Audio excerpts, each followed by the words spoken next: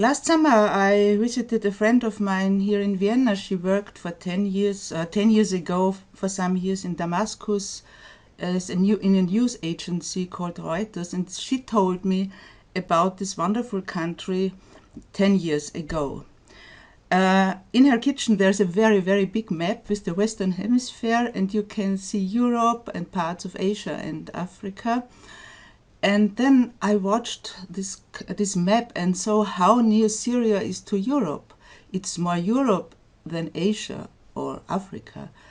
And I think also our pupils and students should have this real idea and should have this picture in their eyes. Where are all the countries the migrants and refugees are coming from? So I would recommend an activity. So let the pupils search photos and pictures from the regions where the migrants come from, Syria or Afghanistan, from the past and from the present. So now and then. And I think it is very important that step by step our students have pictures in their minds that not are only what they see in television about destroyed cities and landscapes in these countries, but they also know what these countries looked like many years ago and how people lived there, and what these people have to forget when they come to our countries, and what they had to leave. So maybe you do this activity, let them collect and compare pictures from Syria, from Afghanistan, wherever, and compare them now and then. Then let them imagine that there is peace and nothing is destroyed, and they want to go there. How long would it take them to go there by airplane, by train, or walking as a tourist? And what would they like to see there as a tourist if there was peace now? So maybe all the cultural beauties of these countries, and what will they eat? What will be the typical meals? What language do people speak in these countries? What religion do they have? And maybe you can find out what was the school system like. And you also can interview people or persons of your family who had already been there years ago, like I interviewed Lotte.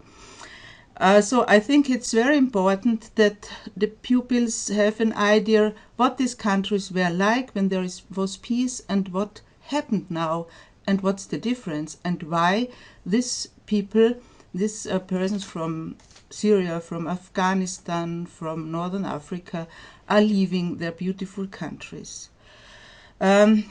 Maybe you should also now start a discussion about conflicts on Earth and why are there so many conflicts.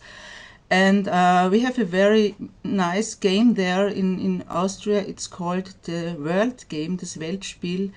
And on the slide you can see the link where you can buy this game, and where you can read how it works, but it's only in German. This game shows the world's population, how the population is distributed on our planet, how many people live in Asia, in Africa, in America, in Europe, and how all the resources are shared and the money is shared, and that's not very fair. You can create this game, of course, yourself using one of these two links which you see on this slide from YouTube, and another link, and they are called If 100 People Lived on Earth. So students can guess using 100 chips and 9 pins or other little things, and put these things there, dividing them, what they think, how many people live in which countries, and how many money do they have for daily life. And then you show them maybe the YouTube or the other link.